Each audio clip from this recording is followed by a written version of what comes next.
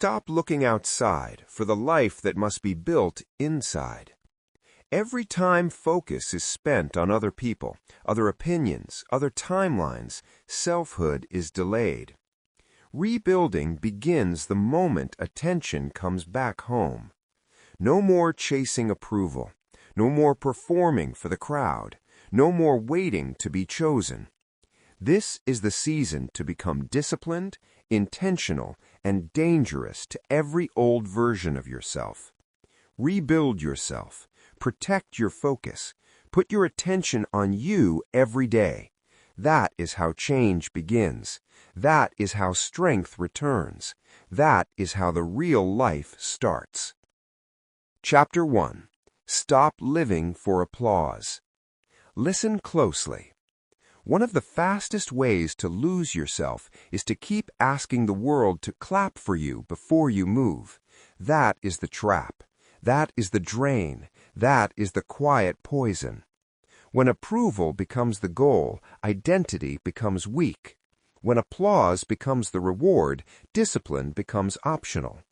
And when you need people to agree before you act, you stop leading your life and start begging to be accepted. You have a choice. That is the first truth. You can live for applause or you can live for progress. You cannot do both well. The need to be liked will always compete with the need to be great. The need to fit in will always fight the need to stand out. And every time you choose comfort over conviction, you are teaching yourself to shrink. That is not harmless. That is expensive. Approval is expensive. It costs time. It costs clarity. It costs courage. It costs the ability to make decisions without checking faces first. And most people are paying that price every single day without realizing it. They dress for acceptance. They speak for acceptance. They post for acceptance. They even abandon their own standards for acceptance. Then they wonder why they feel empty, inconsistent, and tired. The answer is simple. They have been performing instead of becoming. Stop performing. Start becoming. That is the key.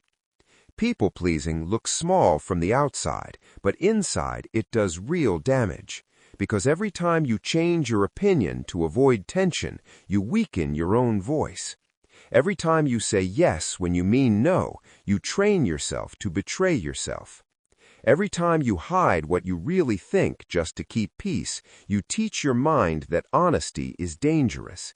And once that lesson settles in, the whole life gets built on hesitation. You have a choice. You can be a mirror or you can be a person. A mirror only reflects whatever is in front of it. It has no backbone. It has no direction. It has no original life. Many people are living like mirrors. They adjust to every room. They become whatever the crowd wants. They smile when they're supposed to smile. They laugh when they're supposed to laugh. They agree when they want to disagree. And slowly, without making a sound, they disappear. That is why approval addiction is not just a bad habit, it is identity erosion. Look at real life. Someone wants to start a business, but they wait for friends to say it's a good idea. Someone wants to change careers, but they delay because family might not understand. Someone wants to build a new body, a new routine, a new standard, but they keep checking whether others will notice. The problem is not that they lack ability. The problem is that they keep renting their confidence from other people. And rented confidence always expires. You do not need their permission. You do not need their applause. You do not need their constant agreement. You do not need the crowd to understand the process before the process begins. That is the lie that keeps strong lives delayed. The truth is harder but better. The truth is that most people will not understand your growth until after the results appear. They will question the beginning. They will mock the middle. Then they will admire the ending. That's how it works. So stop waiting for people to co-sign your next move. If you need approval to start, you are already late. If you need validation to stay consistent, you are already unstable. If everyone needs to like the version of you that is changing, you are still living for the wrong audience. The audience is not the source. The audience is not the builder.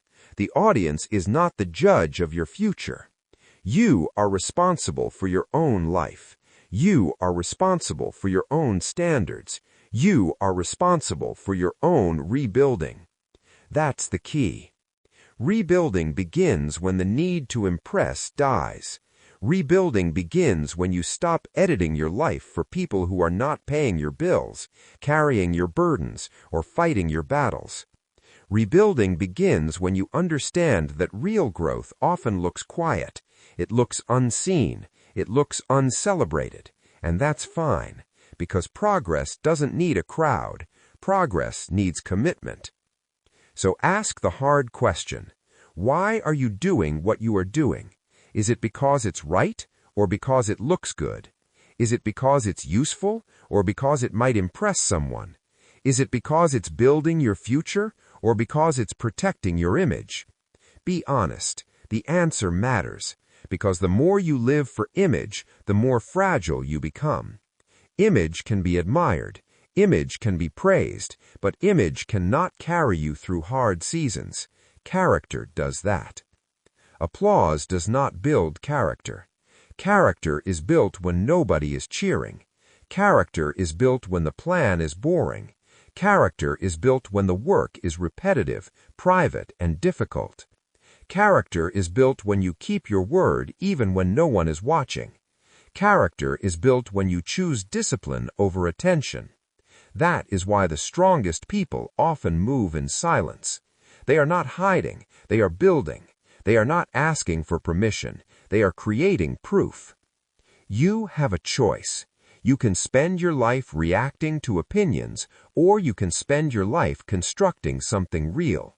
You can keep scrolling and comparing, or you can start working and improving. You can keep checking to see who noticed, or you can become so focused that notice becomes irrelevant. That is maturity. That is power. That is the beginning of freedom. And here's the truth many people refuse to hear. Some people will never support your growth because your growth exposes their comfort.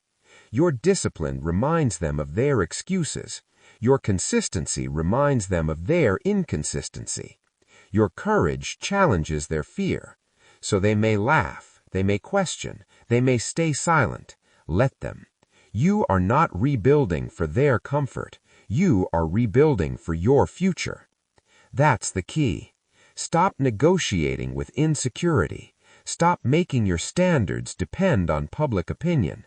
Stop shrinking to fit a room that was never meant to define you.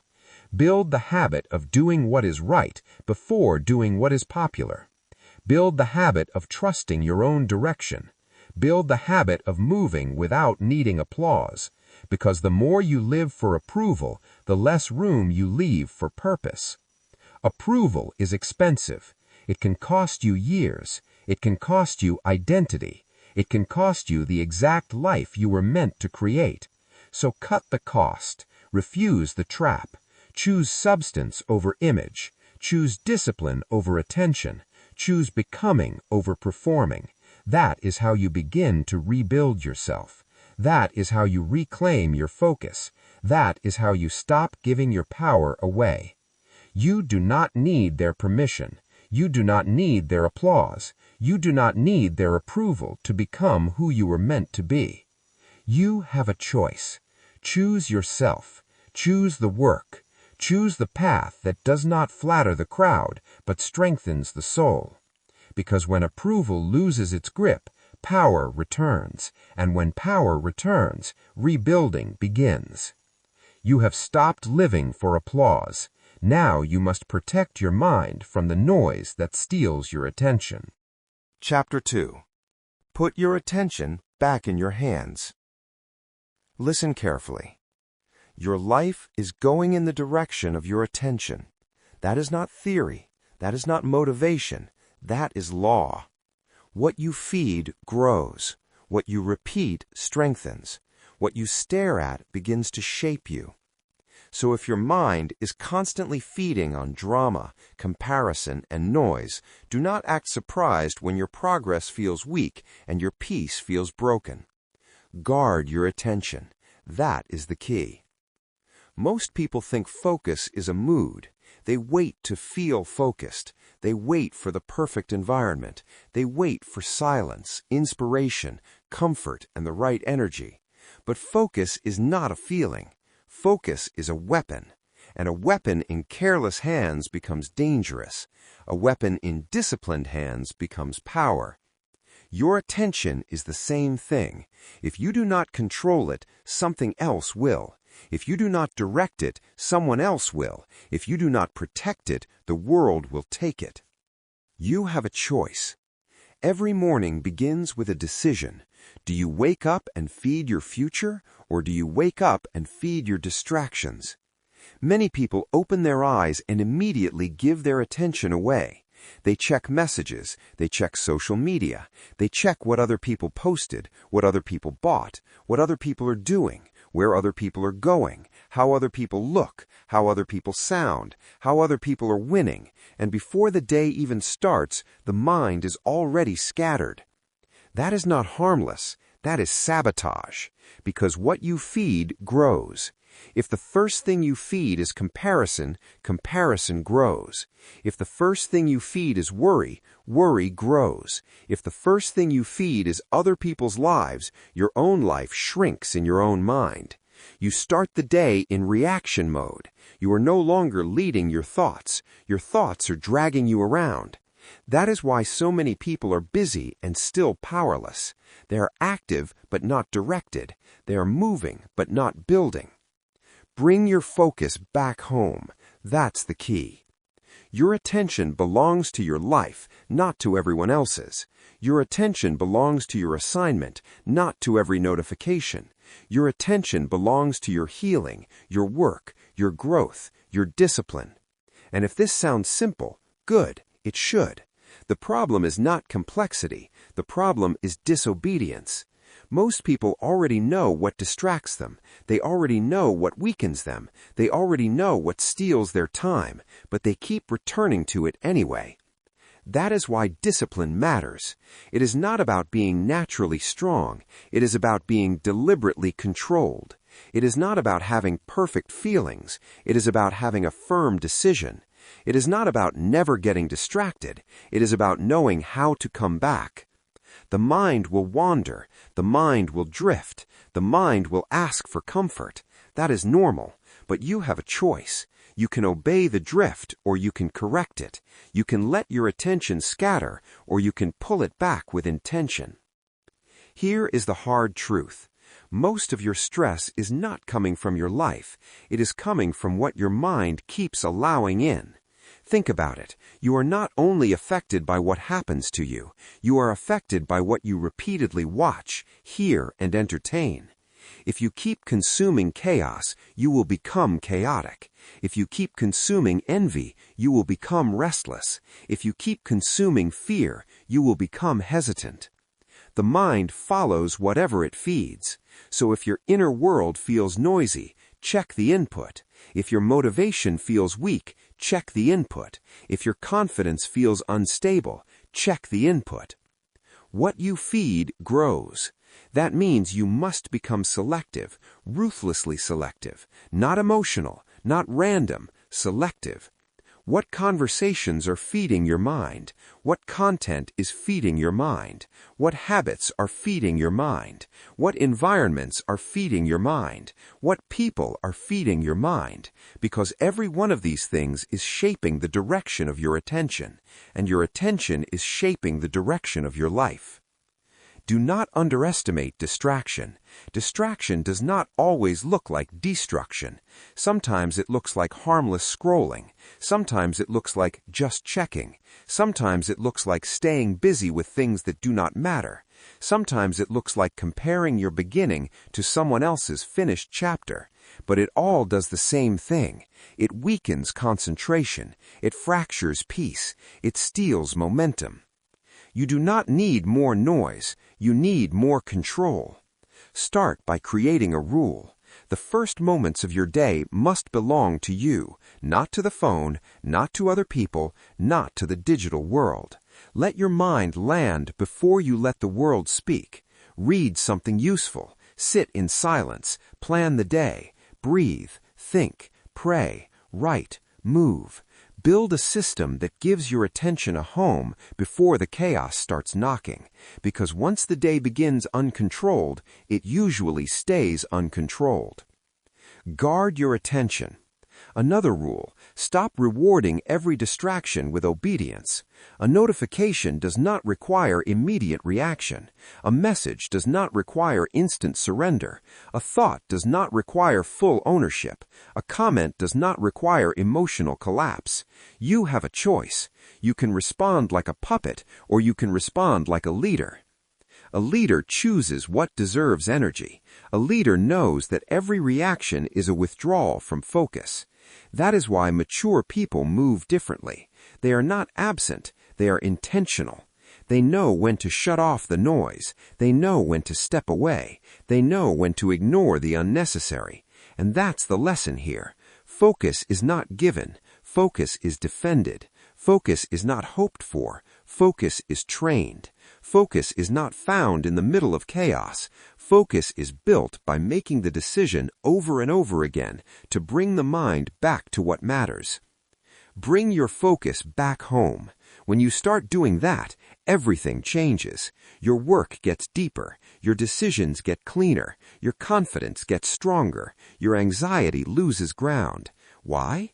Because your mind is no longer split into 100 directions. It is no longer begging for stimulation. It is no longer living at the mercy of whatever appears next. It is under command, and a commanded mind builds a commanded life. You have a choice. You can keep feeding distractions and calling it a normal life, or you can reclaim your attention and begin the rebuild. You can keep looking everywhere else, or you can come home to your own assignment. You can keep living reactively, or you can become deliberate. That's the dividing line. One path creates chaos, the other creates power. So take your attention seriously, protect it, direct it, recover it. Because what you feed grows, and if you feed focus, focus grows. If you feed discipline, discipline grows. If you feed your purpose grows. That's the key. Rebuilding yourself starts with where your mind goes when nobody is forcing it. Rebuilding yourself starts with what you allow in. Rebuilding yourself starts with the return of your own attention to your own life. This is not about being busy. It is about being built. It is not about reacting faster. It is about living stronger. It is not about more noise. It is about more command.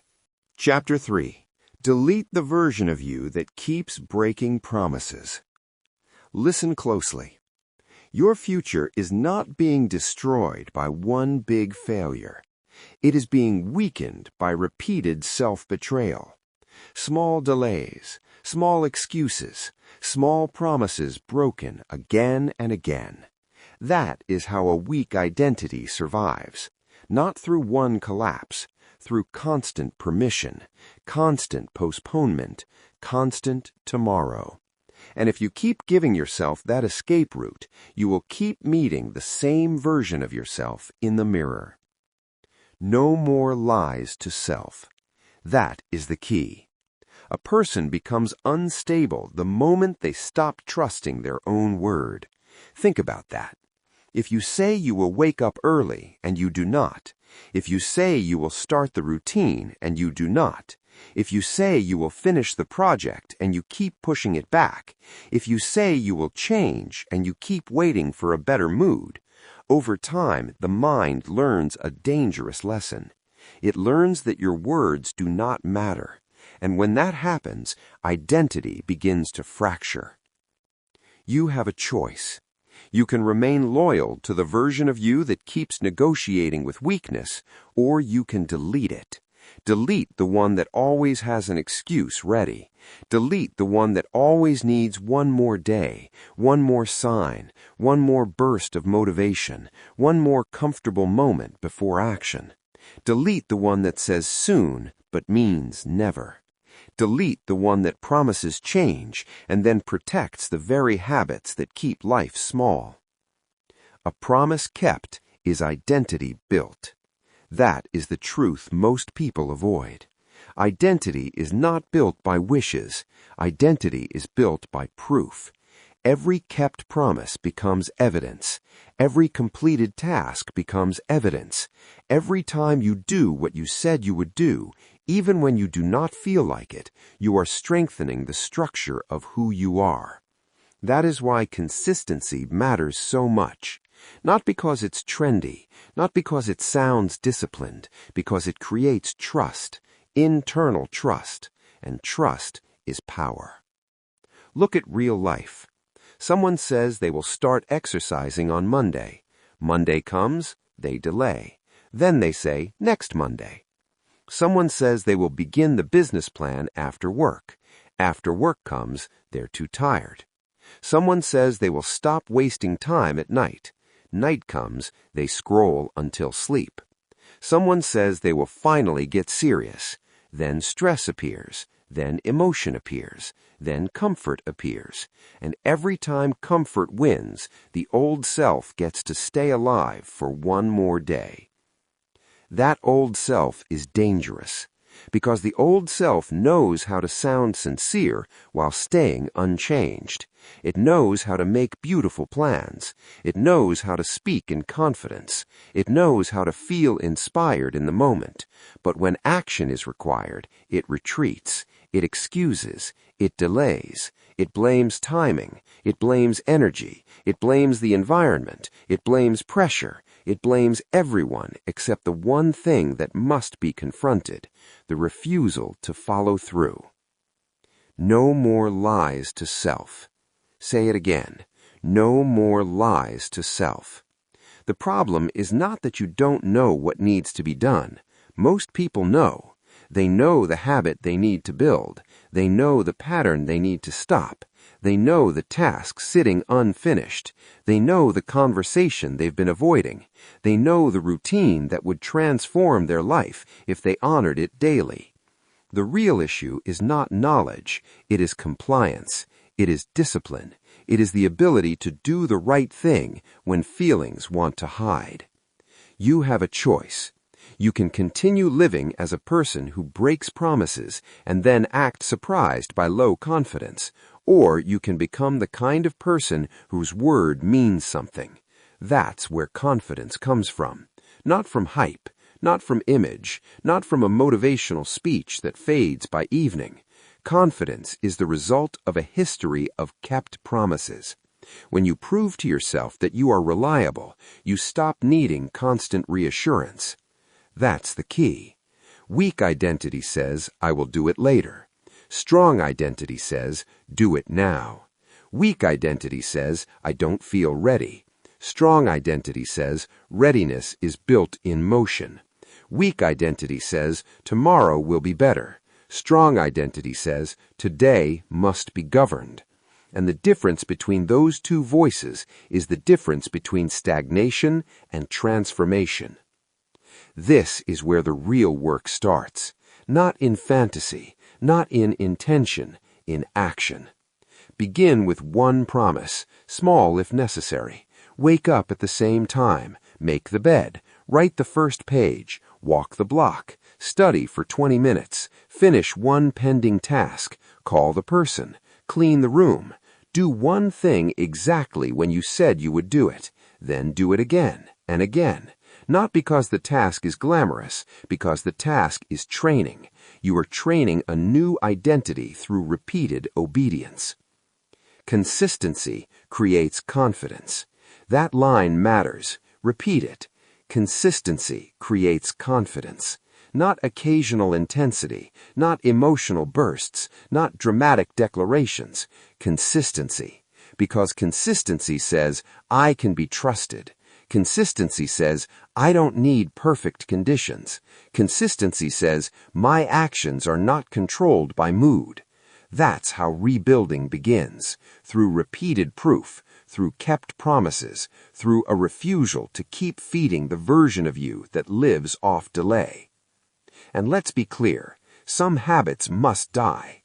The habit of postponing, the habit of overthinking, the habit of negotiating with yourself every time a task feels uncomfortable, the habit of turning discomfort into an excuse, the habit of speaking change without practicing change. These habits must be confronted, not admired. They must be cut off, not comforted, because what you tolerate today will become your identity tomorrow. You have a choice. The old version of you wants to survive on hope without discipline. The new version of you is built by action without excuses. The old version says, I will try. The new version says, I will finish. The old version keeps making emotional promises. The new version keeps making structural progress. That's the difference, and that difference changes everything. So remove the fantasy, remove the delay, remove the drama, remove the self-talk that keeps excusing inconsistency. Ask a better question. Not do I feel like it, but did I say I would do it? That question changes the room. That question ends the negotiation. That question puts the responsibility back where it belongs, on you. A promise kept is identity built. So build. Build through repetition. Build through deadlines. Build through follow-through. Build by becoming the person who no longer entertains excuses as if they are harmless. They are not harmless. They are identity killers. They are progress thieves. They are the quiet reason so many people stay emotionally busy but materially unchanged. No more lies to self. That is not punishment. That is liberation, because once excuses lose their power, action becomes easier. Once self-betrayal stops, confidence returns. Once your word becomes sacred again, you stop feeling divided inside. And that's the real rebuild. Not a new face, not a new image, a new standard. Consistency creates confidence. So move now. Keep the promise. Honor the routine. Finish what was started. Stop protecting the version of you that keeps folding under pressure. Delete it. Replace it. Strengthen the person who acts on time, acts with clarity, and acts without excuses. That's how a life changes, one kept promise at a time. You have deleted the liar that lived on tomorrow. Now it's time to make discipline louder than emotion. Chapter 4. Make discipline louder than mood. Listen closely. Your mood is not your master. Your feelings are not your foundation. Your energy is not your excuse. And if your life rises and falls based on how you feel in the moment, then your progress will always be unstable. That is the truth. Motivation is unreliable. Discipline is stable. Motivation comes and goes. Discipline stays. Motivation feels good. Discipline gets results. That is why the person who waits to feel ready usually stays stuck, while the person who moves anyway keeps rising. Do it anyway. That is the key. There will be days when the body feels heavy, days when the mind feels slow, days when the emotions are off, days when nothing seems exciting, days when the room is quiet and the task feels bigger than your energy. That is normal, but normal does not mean acceptable, because the difference between growth and stagnation is often very simple. One person lets the mood decide, another person lets the standard decide, and the standard wins when life gets hard. You have a choice. You can build a life controlled by emotion, or you can build a life controlled by structure. You cannot serve both. If every decision depends on how you feel, then your life will always be at the mercy of changing weather inside your head. Some days you will feel strong. Some days you will feel weak. Some days you will feel inspired. Some days you will feel empty. That is life. But discipline says, I move regardless. Discipline says, I do not need the perfect feeling to begin. Discipline says, I act because the mission matters. Mood is temporary. Say that again. Mood is temporary. A mood is a wave. It rises, it falls. It cannot be trusted to guide a serious future. And yet many people let mood decide whether they work, whether they train, whether they read, whether they create, whether they show up, whether they keep the promise, whether they finish the task. Then they wonder why their life never becomes solid. The answer is simple. They keep obeying the wrong authority. Successful people obey structure. That is the difference. They understand that energy is not always available, but standards must always be available. They understand that comfort is not a requirement for progress. They understand that waiting for perfect feelings is a luxury that drains ambition.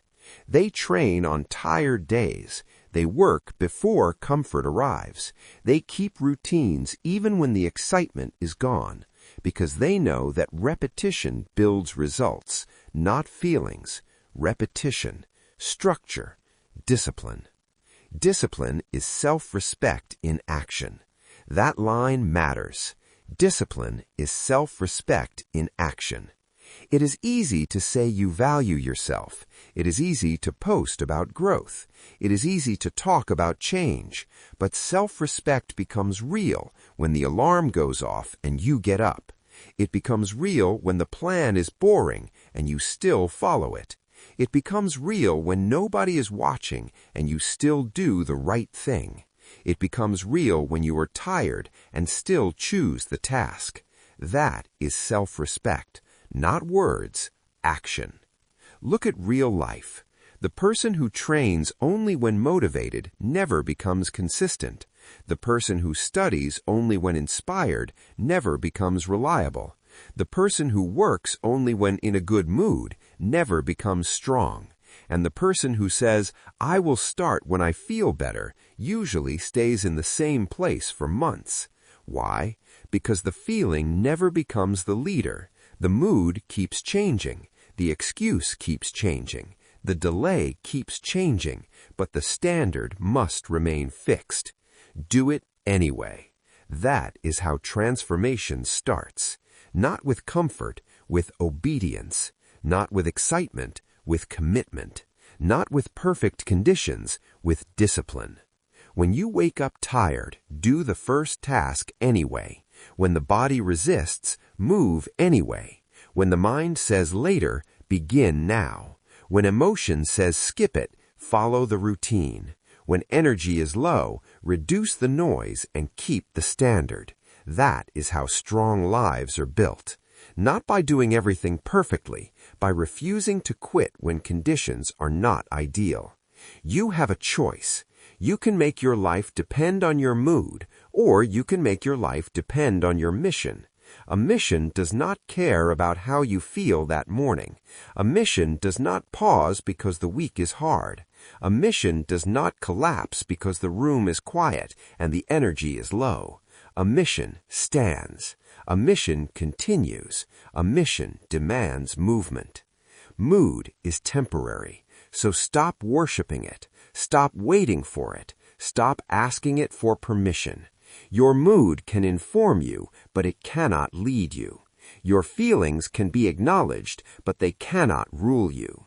That is maturity. That is growth. That is the moment you stop being dragged around by every emotional shift and start becoming the person who moves by principle. Most people fail here because they confuse struggle with sabotage. They think a hard day means they should stop. They think low energy means they should delay. They think resistance means the plan is wrong. No, resistance usually means the work matters. Resistance usually appears when the old self is being challenged. Resistance usually shows up right before a breakthrough. That is why discipline matters so much. It carries you through the space where emotion would quit. Successful people obey structure. They know what time they rise. They know what gets done first. They know what habits are non-negotiable.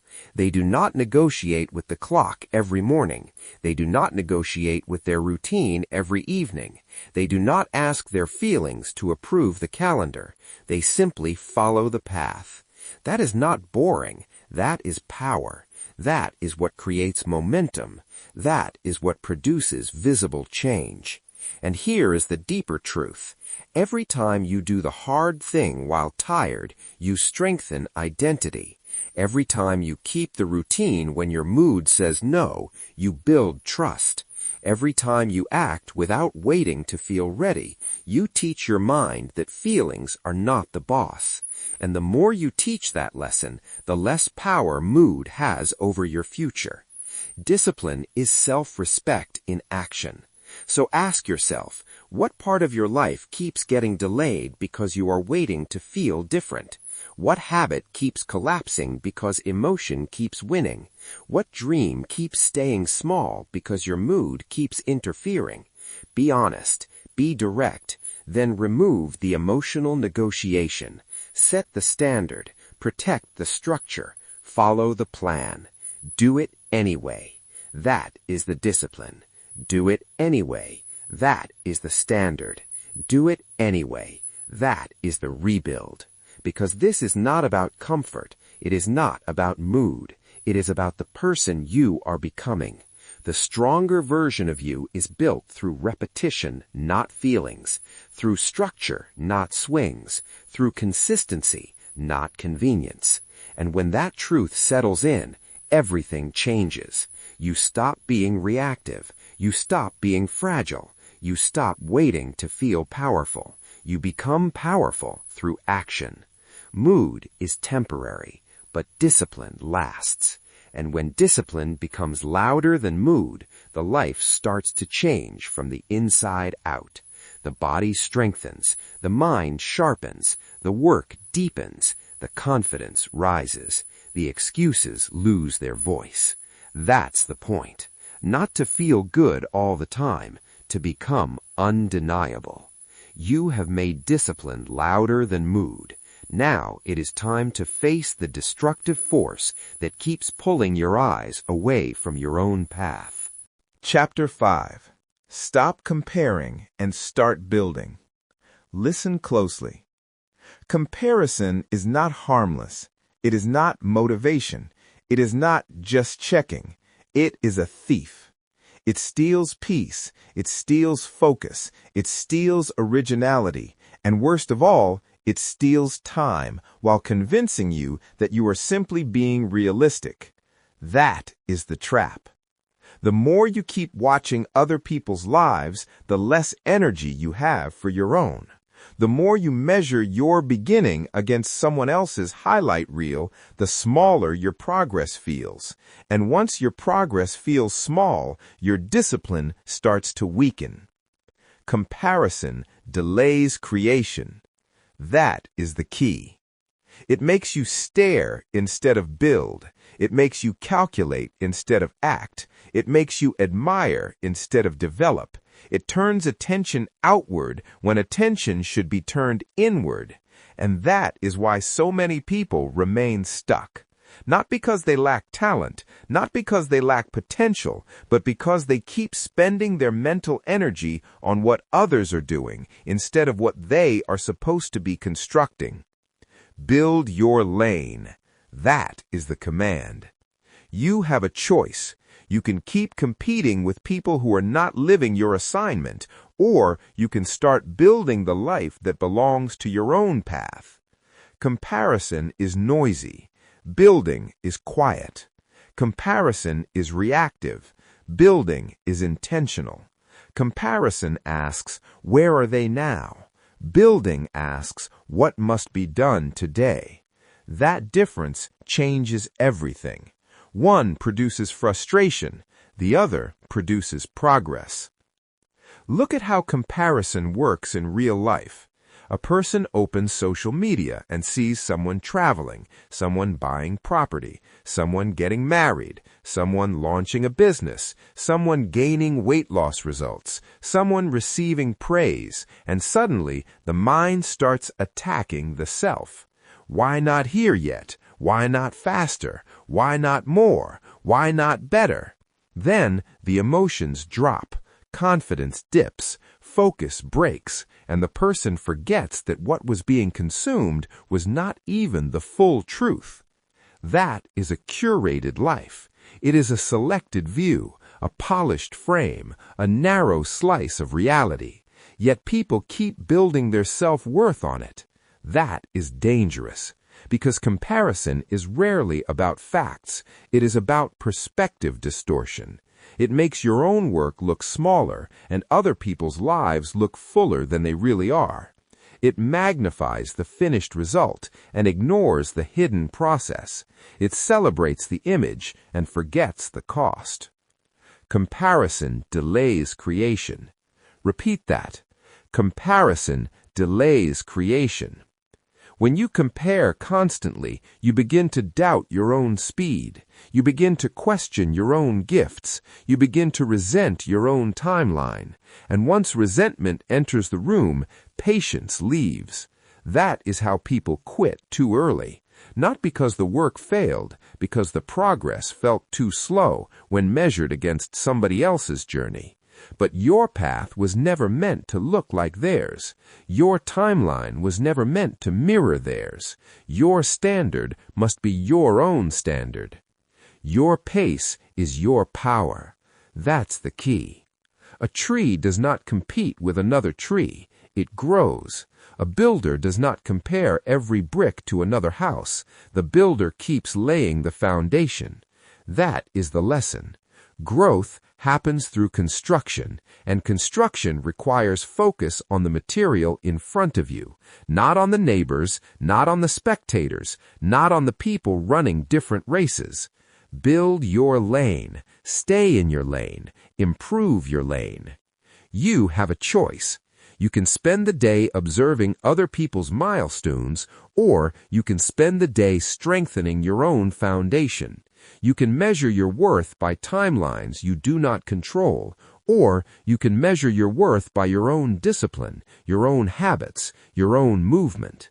That is where freedom begins, when someone else's progress no longer feels like a threat, when somebody else's win no longer triggers self-punishment, when somebody else's blessing no longer becomes a reason to question your own path. Build your lane. That means staying committed to what you are actually meant to do, not what looks exciting, not what appears trendier, not what seems more impressive in public. Your lane is built through focus. Your lane is built through patience. Your lane is built through repeated action. And every time attention is dragged away by comparison, the lane gets neglected. That is why the inner battle matters, because a distracted builder creates a weak structure. Here's the hard truth. Comparison often disguises insecurity. A person compares because they do not trust the season they're in. They compare because they're impatient with the process. They compare because they want proof before they've done the work. They compare because they believe someone else's speed means their own pace is wrong. But that is false. Your pace is not your weakness. Your pace is your power when it is backed by discipline. Slow growth is still growth. Quiet growth is still growth. Invisible growth is still growth. Your pace is your power. That means no more panicking because someone else is ahead in one area. No more quitting because the journey is taking longer than expected. No more assuming delay means denial. Sometimes delay is development. Sometimes the quiet season is preparation. Sometimes the unseen stage is building depth. The problem is not that you are moving slower than someone else. The problem is when you stop moving because somebody else moved faster. That is where creation dies. Comparison asks for constant attention. Building asks for constant faithfulness. Comparison keeps you looking sideways. Building keeps you looking forward.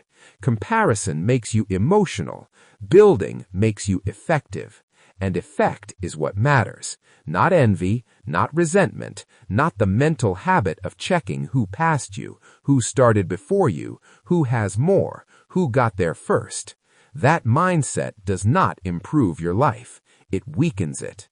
So, what must be done? First, reduce the input. Stop feeding the mind every image that provokes unnecessary comparison. If certain accounts, certain conversations, certain environments keep triggering comparison, cut the feed.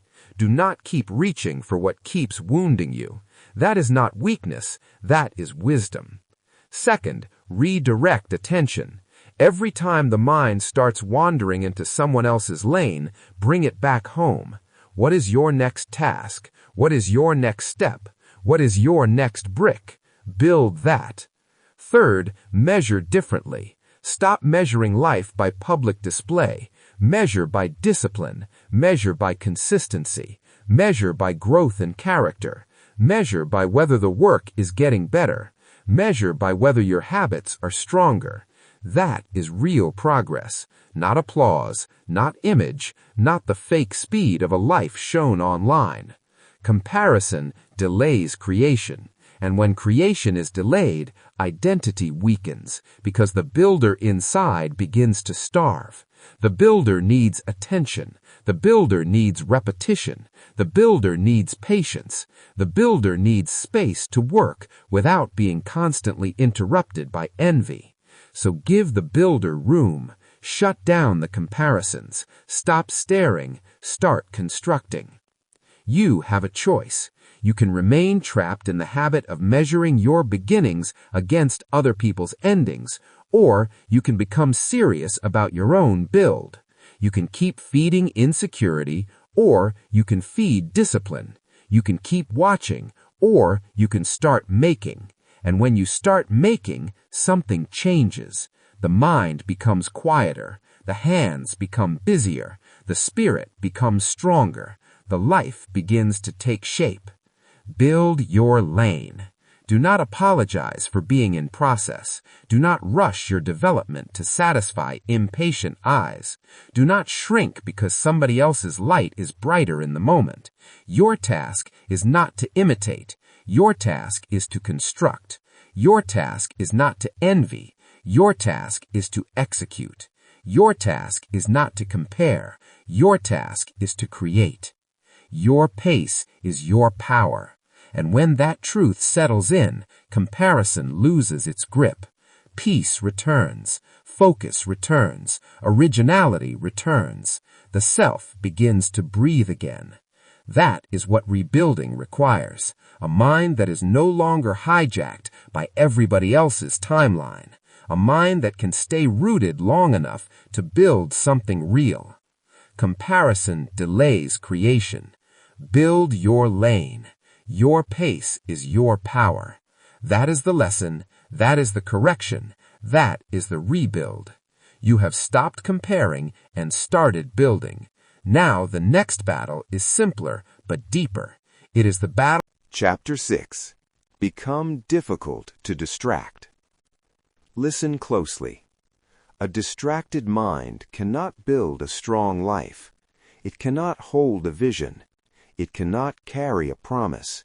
It cannot stay with the work long enough for anything meaningful to grow. And that is why so many people feel busy but stay unchanged. They are not lazy, they are divided. They are pulled in too many directions. Their attention is broken into pieces, and broken attention produces broken progress. Less noise, more progress. That is the key. Distraction is one of the most expensive habits in life because it does not always look dangerous. Sometimes it looks like a phone buzz. Sometimes it looks like a conversation that goes nowhere. Sometimes it looks like switching tabs, switching tasks, switching thoughts, switching goals before anything is finished. It feels small. It feels normal. But over time, it makes focus weak, and a weak focus cannot carry a strong future. You have a choice. You can continue letting every interruption control your mind, or you can train yourself to become difficult to distract. That is the work.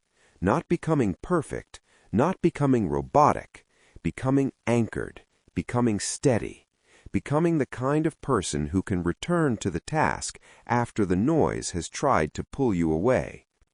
Finish what you start. That sounds simple because it is simple, but simple does not mean easy. Most people do not have a talent problem. They have a finishing problem. They begin with energy. They begin with ideas. They begin with enthusiasm. Then a notification comes. Then a message comes. Then boredom comes. Then comparison comes. Then a new thought comes. Then the old task gets abandoned and the day moves on with nothing completed. That pattern must be broken. Protect the mission. That's the key. Your mission is not protected by intention alone. It is protected by boundaries. It is protected by discipline. It is protected by saying no to the noise that keeps trying to enter your mind. Because every interruption has a cost. Every unnecessary scroll has a cost. Every random conversation has a cost. Every impulse to switch tasks before finishing has a cost. And the cost is not always visible right away. It shows up later as stress, frustration, delay, and the feeling that nothing is really moving. A distracted mind cannot produce a strong life. Look at how this shows up in real life. Someone sits down to work, but they check their phone every few minutes. Someone starts a project, but they keep opening other apps. Someone is trying to study, but every few seconds the mind wanders somewhere else. Someone wants growth, but their attention is constantly leaking into noise. Then they wonder why the work feels hard. It feels hard because the mind is being trained to break instead of stay. That has to change. Focus is a muscle, and like every muscle, it gets stronger through use, not through wishing, not through talking, through repeated strain, through repetition, through training. You do not become difficult to distract by accident. You become difficult to distract by practice. You start noticing when your attention slips. You start bringing it back again and again and again.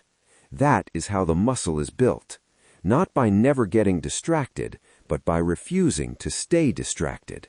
Less noise, more progress. That means you must become more selective about what enters your day. Ask yourself, what is helping me build and what is only keeping me busy? What is useful and what is merely loud? What deserves my full concentration and what is trying to steal it? The world will always offer more noise than necessary, more opinions, more updates, more urgency, more endless input. But you do not need to consume everything. You need to protect the mission. You have a choice. You can live like your attention belongs to the loudest thing in the room, or you can live like your attention belongs to your future. That future does not get built by multitasking every minute.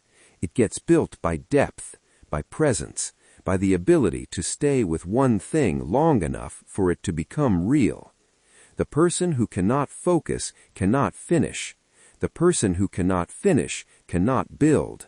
The person who cannot build cannot transform. Finish what you start. That is one of the most powerful habits in the world. Finish the page. Finish the workout. Finish the conversation that matters. Finish the task before reaching for another. Finish the session before switching. Finish the day with the standard intact. Completion strengthens identity. Incompletion weakens it. Every unfinished thing leaves a small crack in the mind, and too many cracks become a pattern. So remove the easy access to distraction. Put distance between yourself and the habits that keep interrupting your mind. Silence unnecessary alerts. Limit mindless scrolling. Keep certain spaces sacred. Do not let every moment become available to everybody else's demands. Some moments belong to work. Some moments belong to silence. Some moments belong to creation. If you keep handing those moments away, you will keep wondering why your life feels thin. Protect the mission. That does not mean you never rest. It means you rest with intention. It means you do not confuse distraction with recovery. It means you know the difference between refreshment and escape. A break is not the same as losing control. Rest is not the same as surrendering focus.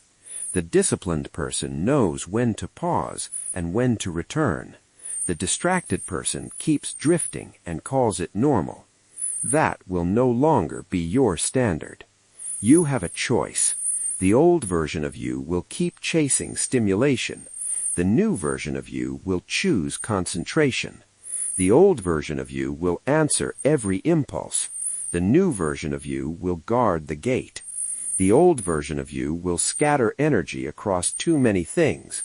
The new version of you will gather it and put it to work. That is the rebuild. That is the correction.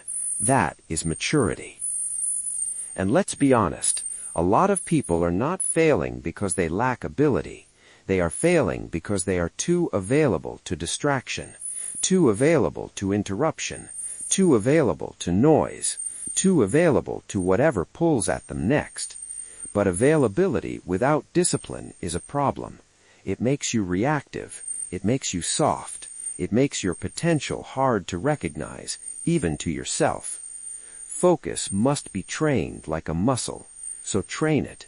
Start small if you have to. Sit with one task and finish it. Read without checking the phone. Work without opening the extra window. Listen without drifting. Write without changing the subject in your head every 2 seconds. Train the mind to stay. Train the mind to return. Train the mind to obey the mission. The first few minutes may feel uncomfortable. Good. That discomfort is the muscle waking up. Less noise, more progress. Say it again. Less noise, more progress. That sentence should become a filter. Every time something enters your day, ask whether it adds progress or adds noise. Every time a thought tries to drag you off course, ask whether it protects the mission or weakens it. Every time a habit asks for your time, ask whether it finishes something or simply interrupts something. The more you ask that question, the sharper your life becomes. And here's the truth. When your focus improves, your life becomes easier to trust. When your attention strengthens, your work becomes deeper. When your distractions lose power, your confidence rises. Why? Because you stop leaking energy into everything around you. You stop reacting to every little thing. You stop living as if your mind is open for public use. That is freedom. Protect the mission, because the mission is your rebuild.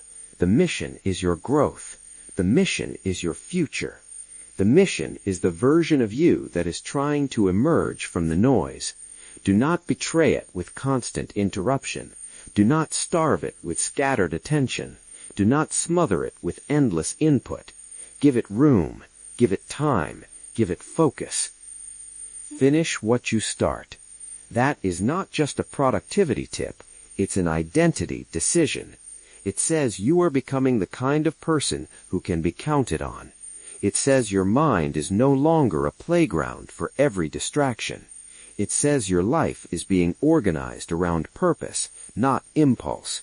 And that's how strength begins to show up everywhere else. You have become difficult to distract. Now it is time to outgrow the habits, reflexes, and identity of the old self. Chapter 7. Outwork your old identity. Listen closely. Rebuilding is not about decorating the old self. It is not about giving the old habits a nicer name. It is not about pretending the same mindset can produce a different life. That is not transformation. That is recycling weakness. Real change begins when the old identity is no longer allowed to lead, and the only way to make that happen is to outwork it. Become unrecognizable. That is the key. The old self survives on repetition. It survives because the same habits keep getting fed, the same excuses, the same comforts, the same environments, the same patterns, the same reactions. And as long as those patterns stay protected, nothing truly changes. A new future does not appear because a person wishes hard enough. A new future appears when new behavior is repeated long enough to become stronger than the old one. New life requires new behavior. Say that again. New life requires new behavior. You have a choice. You can continue acting like the old identity and hoping the future will somehow improve, or you can start becoming the person who deserves the future you say you want. That means your habits must rise, your standards must rise, your work ethic must rise, your patience must rise, your tolerance for excuses must drop, because the old self cannot be negotiated with forever. At some point, the old self must be outworked until it loses influence. Become unrecognizable. Not in image, in discipline. Not in appearance alone, in conduct. Not in what is posted, in what is practiced. That is where many people get stuck. They try to look changed before they are changed. They want the outside to announce something that the inside has not yet earned. But authentic rebuilding is quieter than that. It starts in the daily choices no one sees. It starts in the repeated refusal to become the old pattern again. It starts when the person decides that behavior is no longer acceptable. That line matters because standards create identity. Outwork the old pattern. If the old pattern said quit, stay longer. If the old pattern said delay, begin now. If the old pattern said hide, show up. If the old pattern said wait, move. If the old pattern said fear, train courage. If the old pattern said settle, demand more from yourself. This is how transformation happens, not through dramatic speeches, through repeated, deliberate opposition to the habits that kept life small. And yes, this will feel strange at first. Good. That is a sign that change is happening. When the mind is used to one version of life, a stronger version will feel uncomfortable. The body may resist. The mind may complain. The emotions may ask for the familiar. That is fine. Keep going. You are not trying to please the old self. You're trying to outgrow it. The discomfort is not a warning to stop. It is evidence that the new direction is real. New life requires new behavior. That means different mornings, different priorities, different conversations, different standards, different responses, different use of time, different relationship with comfort, different tolerance for wasted energy. The person who keeps living the same way will keep meeting the same ceiling, but the person who changes the behavior changes the outcome. You do not need to become everything overnight. You only need to become more deliberate today than yesterday. Build one new habit, remove one old habit, raise one standard, strengthen one routine, and then repeat it. Because repetition is what turns a choice into a trait. Repetition is what turns effort into identity. Repetition is what makes the new life feel normal. You have a choice. You can keep acting like the old identity and hoping the future will somehow improve, or you can start becoming the person who deserves the future you say you want. That means your habits must rise, your standards must rise, your work ethic must rise, your patience must rise, your tolerance for excuses must drop, because the old self cannot be negotiated with forever. At some point, the old self must be outworked until it loses influence. Become unrecognizable. Not in image, in discipline.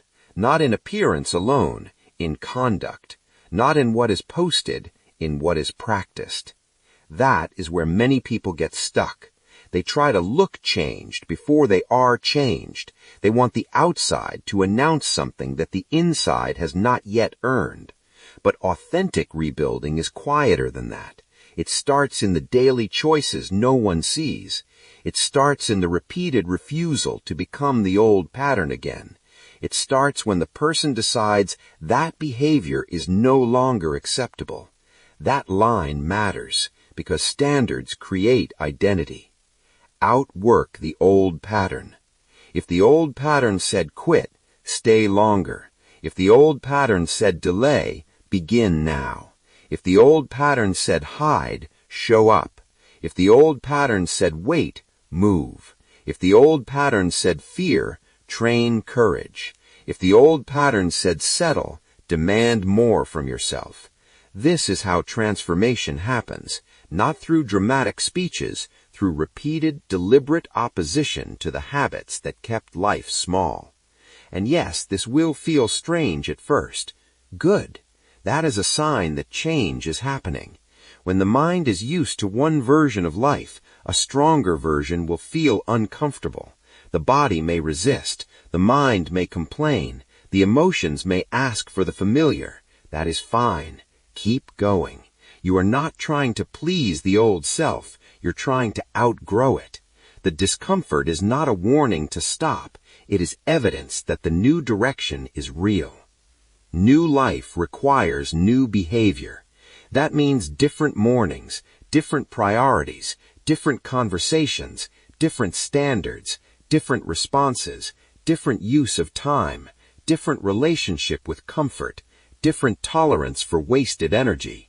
The person who keeps living the same way will keep meeting the same ceiling, but the person who changes the behavior changes the outcome. You do not need to become everything overnight. You only need to become more deliberate today than yesterday. Build one new habit, remove one old habit, raise one standard, strengthen one routine, and then repeat it. Because repetition is what turns a choice into a trait. Repetition is what turns effort into identity. Repetition is what makes the new life feel normal. You have a choice. You can keep acting like the old identity and hoping the future will somehow improve, or you can start becoming the person who deserves the future you say you want. That means your habits must rise, your standards must rise, your work ethic must rise, your patience must rise, your tolerance for excuses must drop, because the old self cannot be negotiated with forever. At some point, the old self must be outworked until it loses influence. Become unrecognizable. Not in image, in discipline. Not in appearance alone, in conduct. Not in what is posted, in what is practiced. That is where many people get stuck. They try to look changed before they are changed. They want the outside to announce something that the inside has not yet earned. But authentic rebuilding is quieter than that. It starts in the daily choices no one sees. It starts in the repeated refusal to become the old pattern again. It starts when the person decides that behavior is no longer acceptable. That line matters because standards create identity. Outwork the old pattern. If the old pattern said quit, stay longer. If the old pattern said delay, begin now. If the old pattern said hide, show up. If the old pattern said wait, move. If the old pattern said fear, train courage. If the old pattern said settle, demand more from yourself. This is how transformation happens, not through dramatic speeches, through repeated, deliberate opposition to the habits that kept life small. And yes, this will feel strange at first. Good. That is a sign that change is happening. When the mind is used to one version of life, a stronger version will feel uncomfortable. The body may resist. The mind may complain. The emotions may ask for the familiar. That is fine. Keep going. You are not trying to please the old self. You're trying to outgrow it. The discomfort is not a warning to stop. It is evidence that the new direction is real.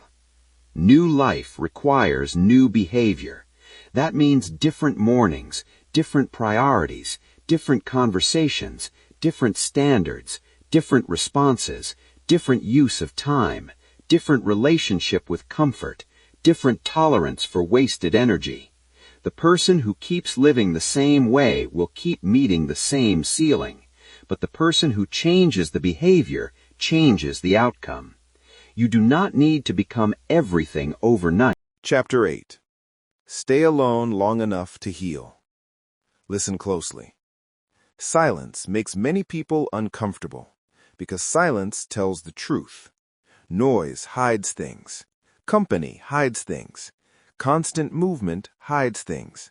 Constant talking hides things. Constant entertainment hides things. But when the room gets quiet, the truth starts speaking. And that is exactly why so many people avoid solitude. They are not afraid of being alone. They are afraid of what being alone will reveal. Silence is not emptiness. That is the key. Silence is space. Silence is clarity. Silence is the place where the mind stops being distracted long enough for the wound to show itself. Some people keep themselves surrounded at all times because they do not want to face their own thoughts. They keep the television on. They keep the phone in their hand. They keep conversations going. They keep music playing. They keep the room full. Why? Because quiet feels too honest. Quiet removes the mask. You have a choice. You can keep escaping yourself through noise, or you can stay long enough in the stillness to understand what needs healing. That is the difference between avoidance and growth. Avoidance keeps you busy. Growth makes you still. Avoidance makes you entertained. Growth makes you aware. Avoidance gives temporary relief. Growth gives permanent correction. Healing needs space. That's the key. A wound cannot be fixed while it is constantly being covered by distraction. If a person never sits with their thoughts, they never learn what their thoughts are trying to say. If a person never pauses, they never notice what keeps hurting them. If a person never slows down, they never see the pattern beneath the pain. And if the pattern is never seen, it can never be broken. Look at real life. Some people move from one relationship to another because being alone forces them to confront the emptiness inside. Some people keep themselves surrounded by friends because solitude feels like abandonment. Some people keep learning only in groups because they are afraid of their own voice. Some people cannot sit in a room without reaching for a screen, a conversation, or a distraction. But healing does not happen through constant escape. Healing happens when truth is allowed to breathe. Go inward to go higher. That is the lesson. The public life is often built on what happened in private. The visible result is usually the product of invisible work. Healing is no different. If the heart is broken, the break must be faced in private. If the mind is noisy, the noise must be reduced in private. If the habits are weak, the rebuilding must begin in private. The public may notice the change later, but the work always begins where nobody is clapping. You have a choice. You can keep filling your life with people and noise so you do not have to meet your own wounds, or you can sit still long enough to heal properly. That does not mean becoming isolated forever. It means becoming strong enough to be alone without panic, strong enough to think without escaping, strong enough to feel without collapsing, strong enough to hear what your life is trying to tell you. Silence is not emptiness. Silence can reveal the habits that need to die. Silence can reveal the fear that has been running your choices. Silence can reveal the grief you have been ignoring. Silence can reveal the anger you keep dressing up as busyness. Silence can reveal the self-betrayal hiding underneath a loud schedule. And once revealed, those things can be confronted. But before they can be confronted, they must first be seen. That is why solitude matters. Not lonely, powerless solitude, intentional solitude, the kind where you stop performing long enough to become honest, the kind where you ask yourself better questions. Why am I always restless? Why do I always need sound? Why do I keep running from my own mind? Why do I feel uncomfortable when nothing is happening? Those questions are not punishment, they are a doorway. Healing needs space. Space to think, space to feel, space to sort, space to let the truth rise. A person cannot rebuild while their entire inner world is crowded. Too many voices, too many demands, too many expectations, too much noise. That crowd inside must be reduced, and one of the best ways to do that is to spend time in silence without immediately escaping it. Sit with your thoughts instead of avoiding them. Learn to stay present without constantly reaching for distraction. That is strength. That is maturity. That is how the rebuild begins to deepen. Look at the habits of strong people. They often spend time alone. They reflect. They journal. They walk. They think. They recover. They build quietly. They do not need noise to prove they are alive. They understand that clarity is often born in solitude, and that is why they can move with more certainty later, because they were willing to do the private work first.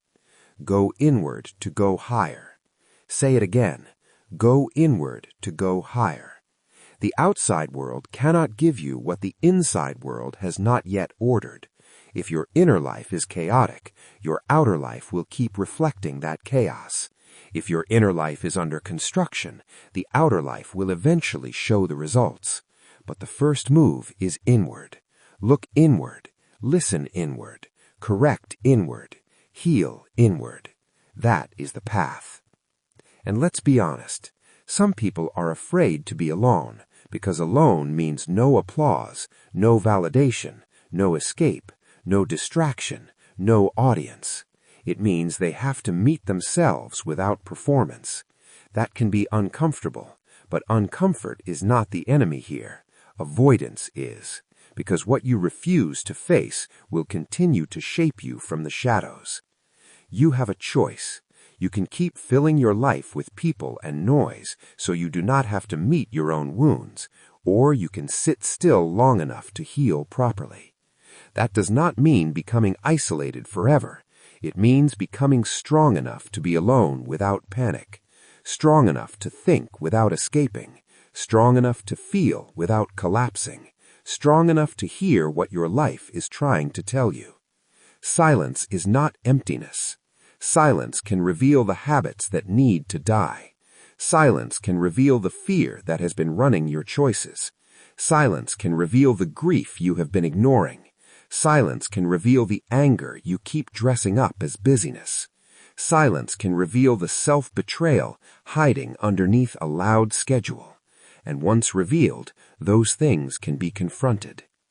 But before they can be confronted, they must first be seen. That is why solitude matters.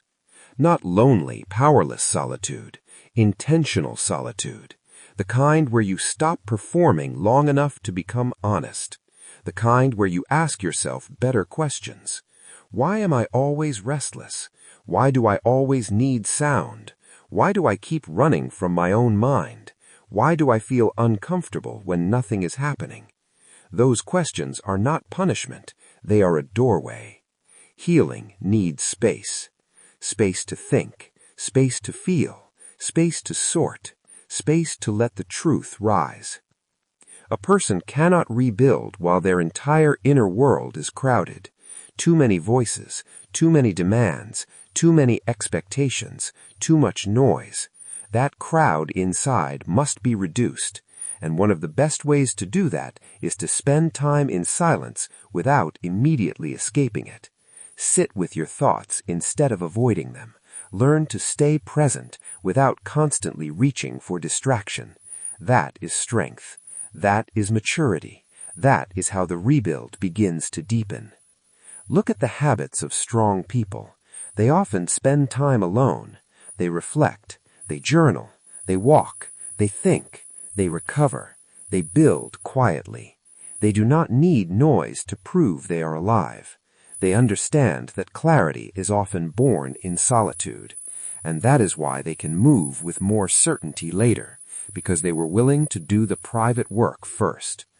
Go inward to go higher. Say it again. Go inward to go higher. The outside world cannot give you what the inside world has not yet ordered. If your inner life is chaotic, your outer life will keep reflecting that chaos. If your inner life is under construction, the outer life will eventually show the results. But the first move is inward. Look inward. Listen inward. Correct inward. Heal inward. That is the path. And let's be honest. Some people are afraid to be alone, because alone means no applause, no validation, no escape, no distraction, no audience. It means they have to meet themselves without performance. That can be uncomfortable, but uncomfort is not the enemy here.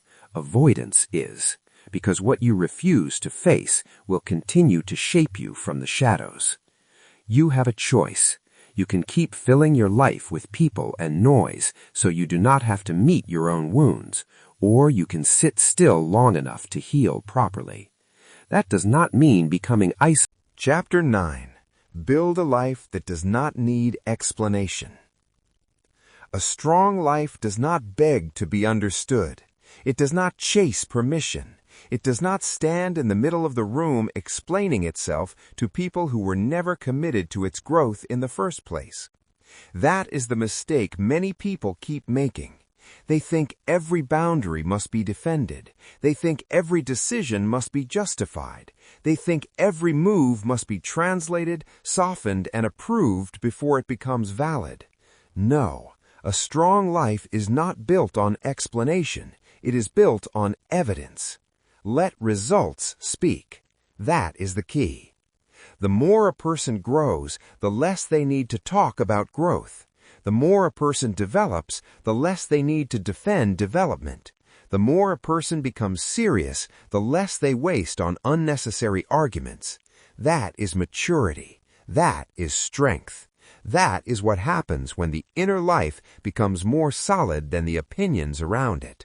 Because weak minds will always demand too much explanation. Weak minds do not want truth. They want access. They want control. They want a seat at decisions that are not theirs to make. You have a choice. You can keep over-explaining your life to people who are not responsible for your future, or you can begin living in a way that makes explanation unnecessary. That is freedom. The person who over-explains is often still seeking approval, still trying to be understood by every room, still trying to calm every reaction, still trying to make sure nobody misunderstands the motive. But strong lives do not need to be understood by everybody. Strong lives need to be built with precision. Less explanation, more elevation. Say that again. Less explanation, more elevation. Look at how this works in real life. A person sets a boundary, then immediately feels the need to explain it for 10 minutes. A person chooses a new routine, then spends all day defending why they changed. A person says no, then regrets it and offers a full apology to everyone involved. A person starts building quietly, but keeps announcing the process to prove it is real. That is not strength. That is insecurity wearing polite clothes. Because if the decision is sound, it does not need constant defense. A strong life is self-evident. That's the key. You do not have to narrate every step of your growth to make it real. You do not have to persuade everyone around you that your direction is valid. You do not have to keep opening your heart to the wrong audience. Some people only ask questions because they want to dilute your conviction. Some people only challenge your boundaries because they are not used to being excluded from your energy. Some people only demand explanation because they want to keep your attention. Do not give them your center.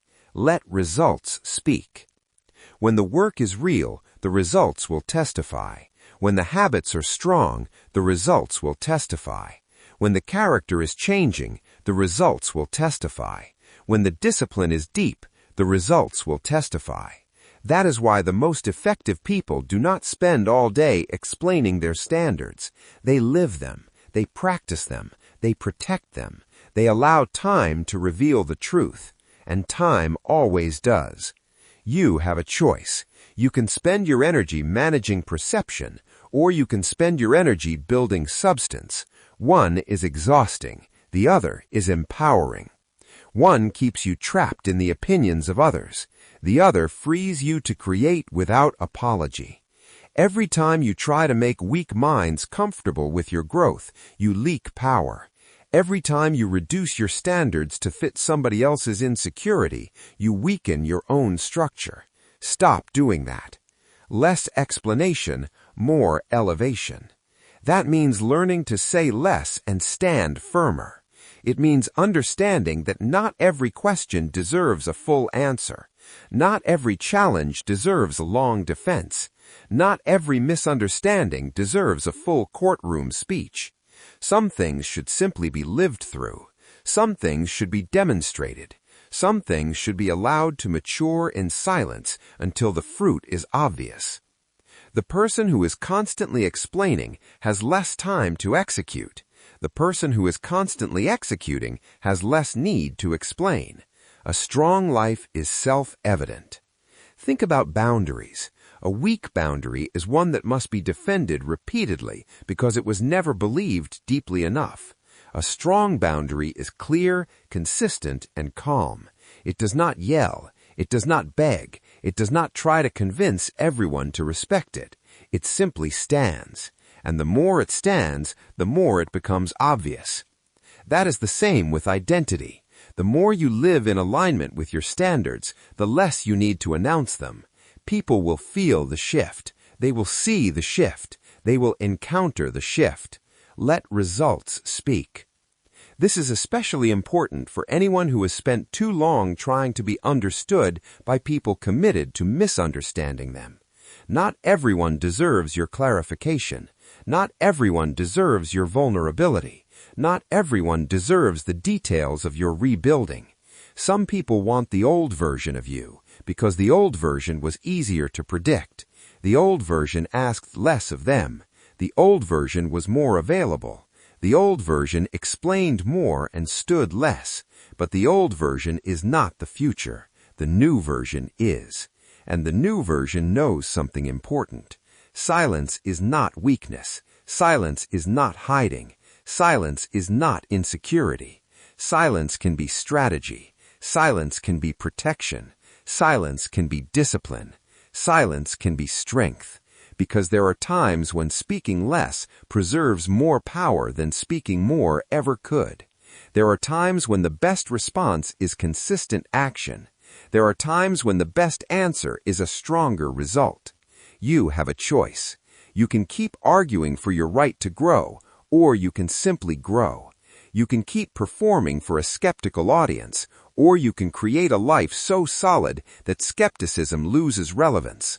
The moment you stop living for reaction and start living for construction, everything gets cleaner. Less drama, less confusion, less emotional leakage, more direction, more clarity, more command. That's the key.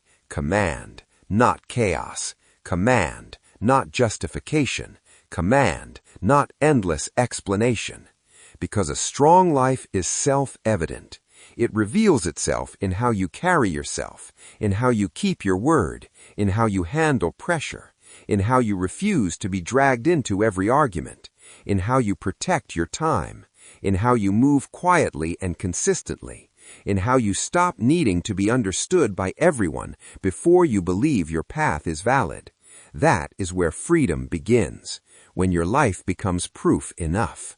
So stop over-explaining your boundaries. Stop over-explaining your change. Stop over-explaining your discipline. Stop over-explaining your direction. If the move is right, build it. If the standard is right, keep it.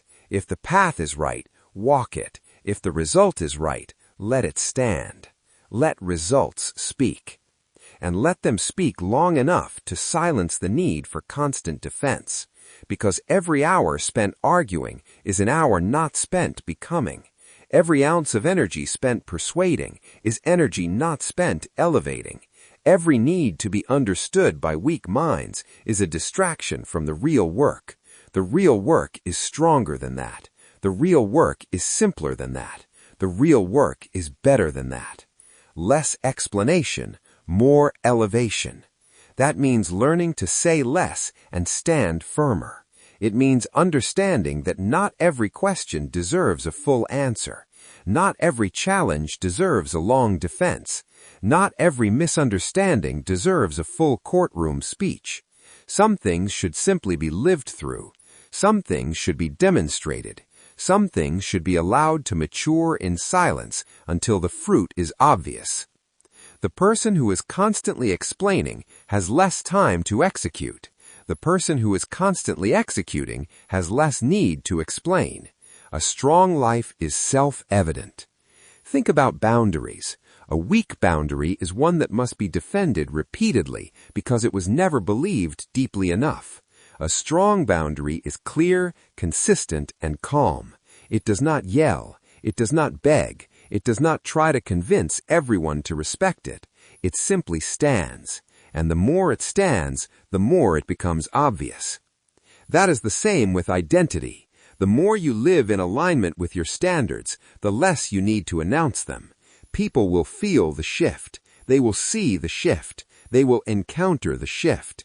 Let results speak. This is especially important for anyone who has spent too long trying to be understood by people committed to misunderstanding them. Not everyone deserves your clarification. Not everyone deserves your vulnerability. Not everyone deserves the details of your rebuilding. Some people want the old version of you because the old version was easier to predict. The old version asked less of them. The old version was more available. The old version explained more and stood less. But the old version is not the future. The new version is. And the new version knows something important. Silence is not weakness. Chapter 10. Repeat the right things until they become you. Listen closely. Everything you have heard so far comes down to one principle. Not talent, not luck, not timing. Repetition. That is what builds identity. That is what shapes character. That is what creates results that last. You do not become strong once. You become strong again and again until strength becomes normal. You do not act disciplined once. You repeat discipline until it becomes automatic. Repetition builds reality. That is the key. Most people want transformation to feel dramatic. They want a moment that changes everything, a single decision that fixes years of inconsistency, a burst of motivation that carries them forever. But that is not how real change works. Real change is quieter, slower, less exciting in the beginning. It looks like the same small actions repeated daily. It looks like doing the right thing again and again and again until it stops feeling like effort and starts feeling like identity. You have a choice. You can chase intensity or you can commit to consistency. Intensity feels powerful in the moment. Consistency builds power over time. Intensity starts strong and fades. Consistency starts small and compounds. That is the difference. The person who repeats the right things wins, even if it does not look impressive at first. Become what you practice. That's the truth. If you practice distraction, you become distracted. If you practice excuses, you become unreliable. If you practice delay, you become stagnant. But if you practice discipline, you become disciplined. If you practice focus, you become focused. If you practice honesty, you become honest. Identity is not something you choose once. It is something you rehearse daily. Repetition builds reality. Look at real life. A person who wakes up early once feels proud for a day. A person who wakes up early every day builds a new standard. A person who works out once feels motivated. A person who trains consistently becomes stronger. A person who reads one page feels inspired. A person who reads daily becomes sharper. The difference is repetition, not the act, the repetition of the act. Stay with the process. That is where most people fail. They start strong. They feel the energy. They make the plan. They begin the routine. Then after a few days, the excitement fades. The work feels ordinary. The progress feels slow. The results are not visible yet, and they stop.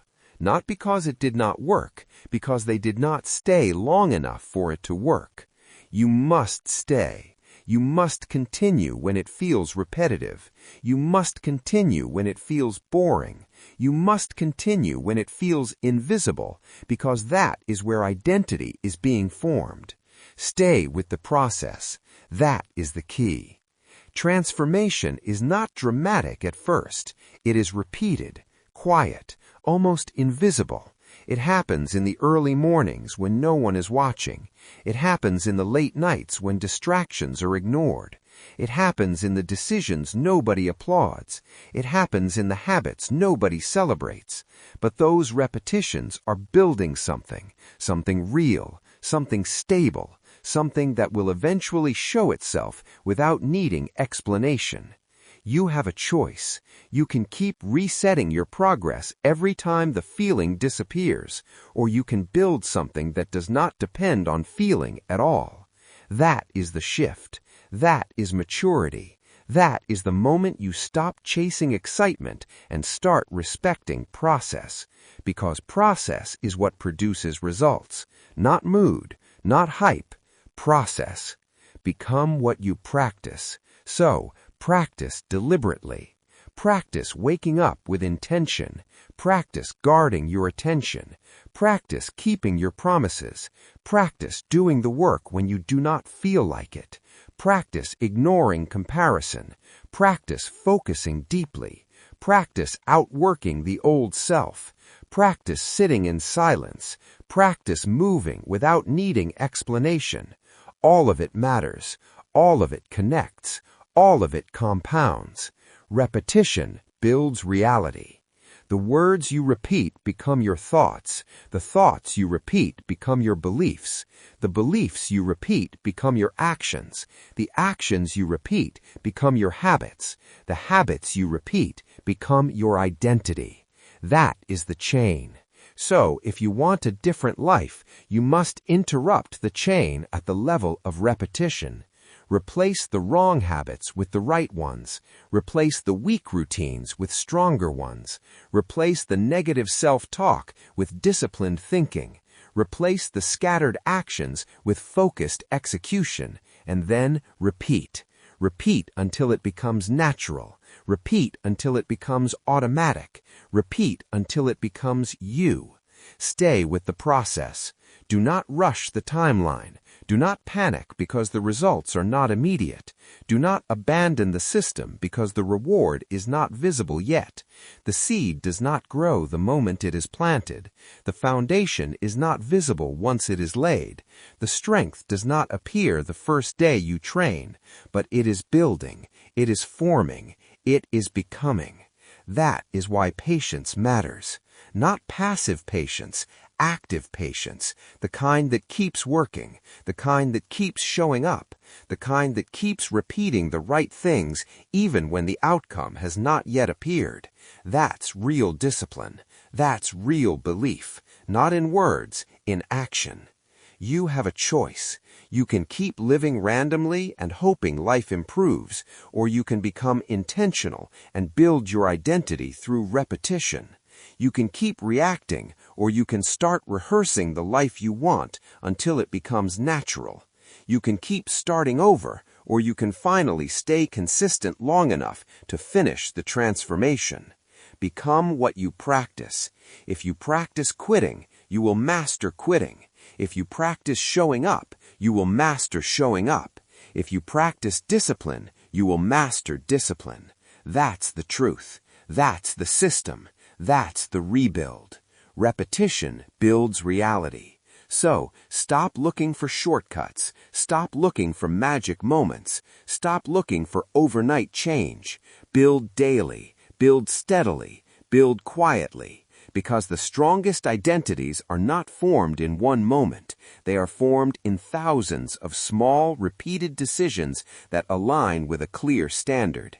Stay with the process, even when it is slow, even when it is quiet, even when nobody notices, even when it feels like nothing is happening. Something is happening. You are becoming. That is the final lesson. Everything you want is on the other side of repetition. Not once, not twice, but consistently, relentlessly, without needing constant validation, without needing constant excitement, just repetition, just discipline, just commitment to becoming the person you said you would be. You have a choice. Repeat the wrong things and stay the same, or repeat the right things and transform completely. Become what you practice. That's how you rebuild yourself. That's how you take your focus back. That's how you create a life that is strong, disciplined, and undeniable. Repetition builds reality. Stay with the process. Become what you practice. This is the lesson. Stop living scattered. Stop giving your attention away. Stop building a life around reactions, approval, and noise. Rebuild yourself. Return to discipline. Return to focus. Return to purpose. Every day, choose the work that strengthens character. Every day, choose the habits that sharpen identity. Every day, choose the silence that heals, the structure that stabilizes, and the repetition that transforms. The old version of you doesn't get to lead anymore. The distracted version of you doesn't get to decide anymore. The approval-seeking version of you doesn't get to speak anymore. Rebuild yourself and let your focus be on you every single day. Now, take this message seriously, apply it, and prove it through action. Like the video and subscribe to Mind Shift Audiobooks.